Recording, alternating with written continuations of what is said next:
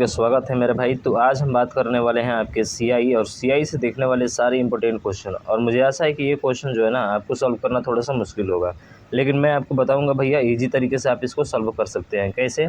तो बोला है कि 2000 है ना वो 40% की दर से वार्षिक चक्रवृद्धि ब्याज की दर पर तीसरे वर्ष के लिए चक्रवृद्धि ब्याज, कितने वर्ष के लिए? तीसरे वर्ष के लिए चक्रवृद्धि ब्याज कैसे निकालेंगे?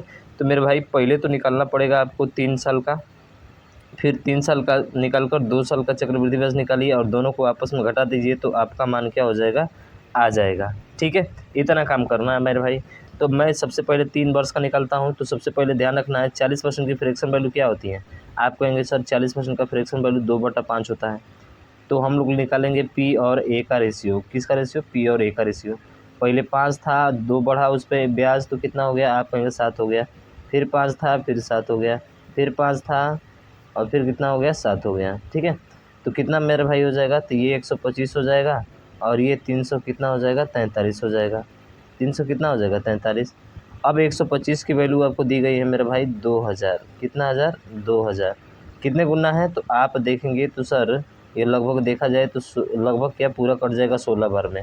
16 5 80 का 0, 16 2 32 40 का 0, 16 1 16 4 20, 16 गुना है। तो इसका सीआई क्या होता है? तो सर इन दोनों का जो डिफरेंस होता है ना वो आपका सीआई होता है। कितने का डिफरेंस है? तो 13 में से 5 जाएगा आपका 8। ठीक है, और 3 में से 2 जाएगा 1 और 3 में से 1 जाएगा तो 2, 218 का डिफरेंस है। यानी कि 218 का डिफरेंस है तो कितने गुना ये भी होगा मेरे भाई? 16 गुना होगा 3 वर्ष का सीआई। ठीक है, तो 16 8 है कितना होता है? 16 8 है 128 का 8 हो जाएगा, बचेगा 12। 16 कम 16 और 12 कितना होता है? 16 कम 16 और 12 कितना होता है? 28 होता है। 28 का फिर 8 हो जाएगा, बचेगा आपका 2 और 16 दूना का 32, तो कितना हो जाएगा? आप कहेंगे सर 34 88 हो जाएगा। कितना हो जाएगा मेरे भाई? 34 88 हो जाएगा। तो ये 3 साल का सीआई आपने निकाल लिया। कितने साल का निकाल लिया? 34 88, 3 साल का सीआई निकाला है। ठीक है, तो ये ध्यान रखिए 34 88। तो मेरे भाई ये आ गया 34 और 88। कितना आ गया? 34 और 88 आ गया। ठीक है, थोड़ा अच्छे से लिख देते हैं भाई। 34 88 आया है, बिल्कुल सही। अब 2 साल का सीआई के लिए फार्मूला क्या होता है? तो मेरे भाई ये होता है एक्स प्लस एक्स वाई बटा 100। बस किसका? 40 का। तो 40 और 40 80 हो जाएगा। अब फिर 40 गुणे जब 40 करेंगे तो ये कितना हो जाएगा? आप कहेंगे सर 4 4 तो 16 हो जाएगा और 2 जीरो से 2 जीरो नीचे वाला कट जाएगा, तो ये हो जाएगा 96। और 96 का कितना? सर 96% का कितना निकालना है? अरे 2000 का निकालना है। तो 2000 का 96% निकाल दीजिए, तो 96/100 हो जाएगा। तो 2 जीरो से 2 जीरो मेरे भाई गायब हो जाएगा। 2 छके 12 का 2 यानी कि 0, 2 छके 12 का 2 हो जाएगा और 2 9 18 1 कितना हो जाएगा? 19 हो जाएगा। बस घटा दीजिए, तो 8 में से 0 जाएगा तो क्या होगा? 8। यूनिट डिजिट 8 चाहिए ना, तो इसमें ना इसमें ना इसमें, केवल ऑप्शन नंबर सी में, तो सी इसका राइट हो जाएगा। घटा के भी चेक कर लीजिए, 1568 ही आपका आएगा। बात समझ में आई? तो एक तो तरीका ये रहा। दूसरा तरीका आप ये कर सकते हैं कि पहले 2 साल का ही निकाल लीजिए, फिर 3 साल का केवल यूनिट डिजिट देखिए और घटाइए इसको, आपका लास्ट में केवल 8 ही आएगा। आसानी से सॉल्व करके आगे भाई साहब बढ़ जाएंगे। तो थोड़ा सा तो स्मार्ट सोचना पड़ेगा, और इसी तरह से आप स्मार्ट सोचेंगे भाई साहब तो आसानी से सॉल्व कर ले जाएंगे। ठीक है, चलिए। और अगला क्वेश्चन दूसरा ये रहा आपका। इसने बोला है कि एक महिला प्रत्येक वर्ष के प्रारंभ में 5% चक्रवृद्धि ब्याज दर पर 200 रुपये का निवेश किया। दूसरे वर्ष के अंत में उसकी कुल निवेश राशि हो जाएगी। तो इसका मतलब अमाउंट पूछ रहा है। तो मेरे भाई 5% की वैल्यू क्या होती है? आप कहेंगे सर 1/20 होती है। इसका मतलब है कि पहले 20 रहा होगा, फिर कितना हो गया आपका? 21 हो गया। फिर 20 रहा होगा, फिर कितना हो गया भैया? 21 हो गया। तो 20 कितना हो जाएगा? आप कहेंगे 2 दूना का सर 400 ये हो जाएगा, और 21 का करेंगे तो 441 आपका ये हो जाएगा। ठीक है, तो यहाँ से एक चीज़ आपको देखने को मिलेगी, और वो चीज़ क्या है ज़रा ध्यान से देखिएगा। ठीक है ना, पहले साल जो है ना इसने मूलधन 200 रुपये था। तो पहले साल मूलधन 200 रुपये था, यानी कि 20 की वैल्यू कितना दी गई है? 200 दी गई है। कितने गुना है मेरे भाई? 10 गुना है। इसका मतलब कि पहले साल जो अमाउंट रहा होगा वो कितना रहा होगा? इसका 10 गुना, यानी कि 210 रहा होगा। यहाँ तक क्लियर है सभी को? सर ये पहले वर्ष का 210 आ गया। ठीक है, लेकिन दूसरे वर्ष के अंत में हमको देखना है। दूसरे वर्ष का क्या देखना है? अंत में देखना है। तो अब दूसरे वर्ष के अंत में देखेंगे तो 400 ये था, और 400 की वैल्यू यहाँ पे कितना दी गई है? आपको 200 दी गई है। कितना है? तो आप कहेंगे सर इसका आधा है। तो भैया इसका भी आधा क्या हो जाएगा, दूसरे वर्ष का हो जाएगा, ठीक है ना। तो कितना हो जाएगा, आप कहेंगे सर 2 दूना का 4, 2 दूना का 4, 0, 2 5 कितना हो जाएगा 10, यानी कि 220.5 आपका आ जाएगा। तो हमसे पूछा है कि दूसरे वर्ष के अंत में उसकी कुल निवेश राशि, तो पहले 210 था और अंत में देखा जाए तो 220.5 है, कुल मिलाकर कितना हो जाएगा दूसरे वर्ष के अंत में, तो भैया 5.430 हो जाएगा, ठीक है ना। यानी 430.5 आपको क्या होगा, इसका राइट आंसर होगा। बात आपको समझ में आई। तो ऐसे जो है दूसरे वर्ष का अंत में क्या निकालते हैं हम लोग, निवेश की गई राशि। बात समझ में आई है। तो भाई फटाफट शेयर करिए और आगे बढ़ें, ठीक है। चलिए ये क्वेश्चन बहुत महत्वपूर्ण है और आसान भी है, ठीक है। कह रहे कि छमाही आधार पर चक्रवृद्धि ब्याज की गणना किए जाने पर 18,500 की राशि पर 40% वार्षिक दर पर 18 माह का चक्रवृद्धि ब्याज ज्ञात करना है, ठीक है। तो छमाही का मतलब 3 बार होगा ना 18 माह के लिए, लेकिन रेट क्या होता है मेरे भाई, तो ध्यान रखिएगा रेट हमेशा आधा होता है। तो यहाँ पे 40% दिया गया है, तो 40% का आधा कितना हो जाएगा, आप कहेंगे सर ये 20% हो जाएगा। और 20% की फ्रैक्शन वैल्यू क्या होती है, आप कहेंगे सर 1/5। तो नीचे वाला मूलधन है, ऊपर वाला इंटरेस्ट है, और दोनों को जोड़ देंगे तो मिश्र धन प्राप्त होगा, ठीक है। तो यहाँ पे बनाते हैं हम लोग भाई सब पी और ए बनाते हैं। तो पहले 5 रहा है, फिर कितना हो गया 6, फिर 5 रहा है, फिर 6, 3 बार होगा ना, फिर 5 रहा है, फिर 6, 6 माप है, ठीक है। तो ये हो जाएगा, कितना हो जाएगा, गुणा करेंगे तो 216 हो जाएगा, और इसका गुणा करेंगे तो कितना हो जाएगा 125 हो जाएगा, 125, ठीक है। अब जो CI पूछा है तो भैया इन दोनों का अंतर ही CI होता है। कितने का अंतर है, तो 6 में से 5 जाएगा 1, 11 में से 2 जाएगा 9, 91 का अंतर है। इसका मतलब वो 91 का गुणनफल होगा, CI पूछा है। तो 91 का गुणनफल का मतलब कि 13 से और 7 से दोनों से क्या होना चाहिए, कटना चाहिए। तो क्या ये 13 से कट जाएगा, तो देखिए 13 कम 13, 13 3 39 और 13 6 78, यानी कि ऑप्शन नंबर ए आपका राइट हो जाएगा। बाकी और सब 13 से और ना ही 7 से आपके कटेंगे, कटा कर देख लीजिएगा, ठीक है ना। ऑप्शन ए आपका राइट हो जाएगा। अगर बेसिक से पूरा हल करना चाहते हैं भैया, तो मूलधन 125 है और वो कह रहे कि 125 नहीं है, वो 18,500 है। तो देख लीजिए इसका कितने गुना है, और जितना गुना आएगा उसमें 91 का गुणा करा दीजिए, आपका आंसर आ जाएगा। बात समझ में आई है, बिल्कुल समझ में आई होगी। अगला क्वेश्चन देखिए। अगला प्रश्न है कि रंजन 4% वार्षिक दर से जो है पर इतना रुपये उधार लेता है और 2 वर्ष के लिए चक्रवृद्धि ब्याज क्या होगा। ब्याज वार्षिक चक्रवृद्धि होता है। तो भाई सीधा सीधा तो है, 4% का मतलब कि 4% की वैल्यू कितना होती है, आप कहेंगे सर 1/25 होती है। 2 वर्ष के लिए है तो पहले 25 रहा होगा, फिर 26 हो गया, फिर 25 रहा होगा, फिर 26 हो गया।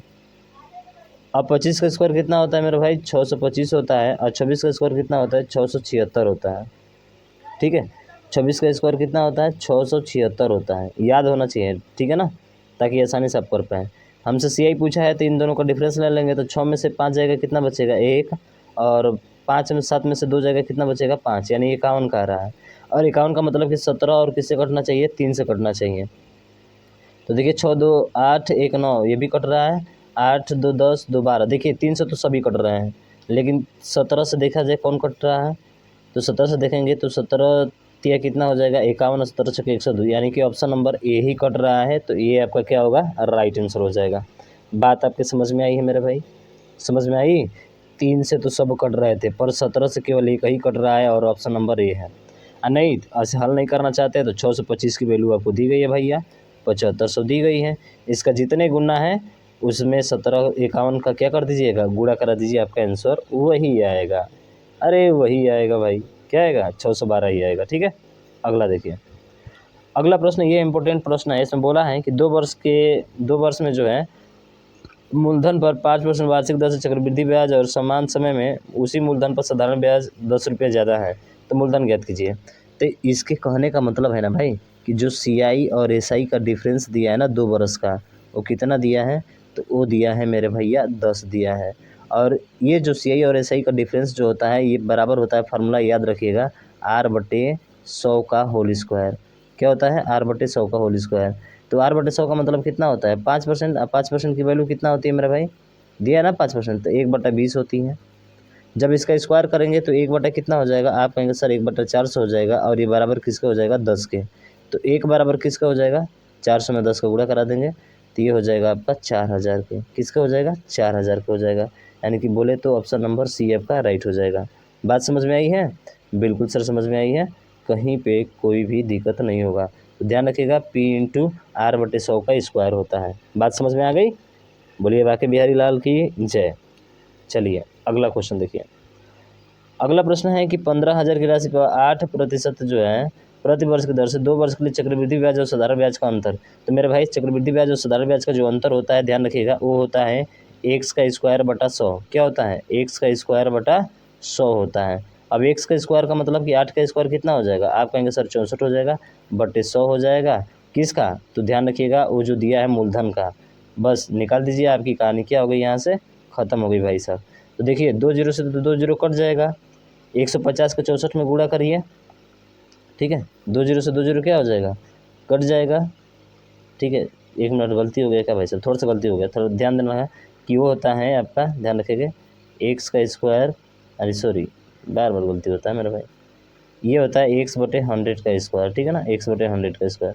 तो ये एक्स का स्क्वायर मतलब 8 का स्क्वायर कितना हो जाएगा? आप कहेंगे सर 64 हो जाएगा, और नीचे कितना जीरो हो जाएंगे? 4 जीरो हो जाएंगे, और उसके बाद से 15,000 है तो 15,000 ये आपका हो जाएगा। तो 3 जीरो से 3 जीरो क्या हो गया? ख़त्म।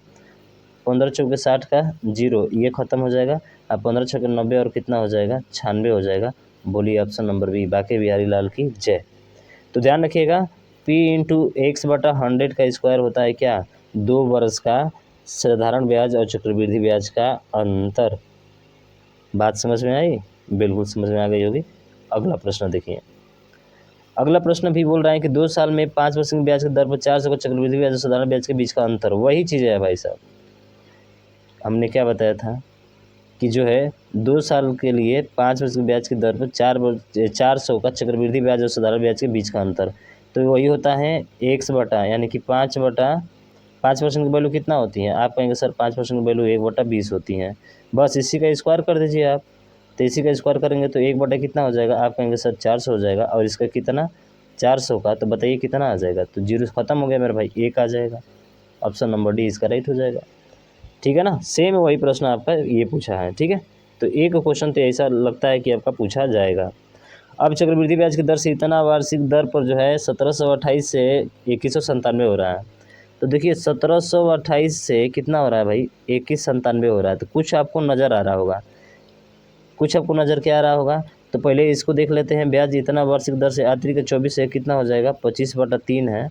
अब 25/3 के फ्रैक्शन वैल्यू 100 नीचे हो जाएगा, तो 25 से कम 25, अब 25 चौके 100, यानी कि 4 तिया 12, कितना हो जाएगा? 4 तिया 12, तो 12 हो जाएगा, ठीक है। तो एक चीज़ थोड़ा सा ध्यान देना है, इसको अगर डायरेक्ट करना है तो छोड़िए सब।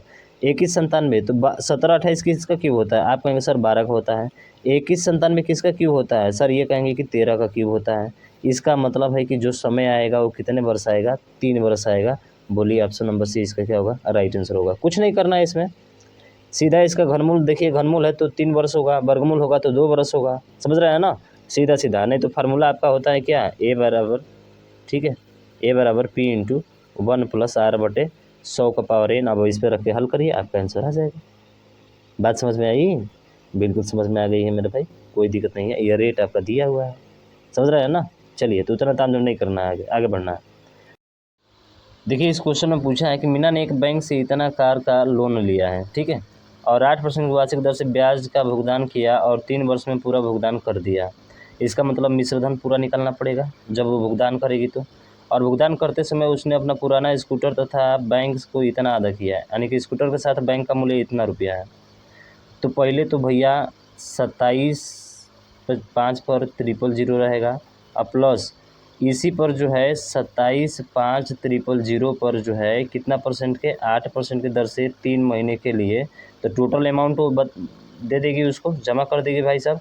और टोटल अमाउंट में से स्कूटर सहित जो पैसा दे रही है वो कितना है मेरा भाई? 33,005, ठीक है, और डबल जीरो, ठीक है ना, डबल क्या है?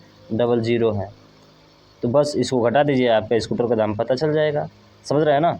क्योंकि मिश्रधन में से ही जो टोटल वैल्यू है स्कूटर से दाम है उसको घटाएंगे तो पता चल जाएगा ना कि स्कूटर कितने में बिका है।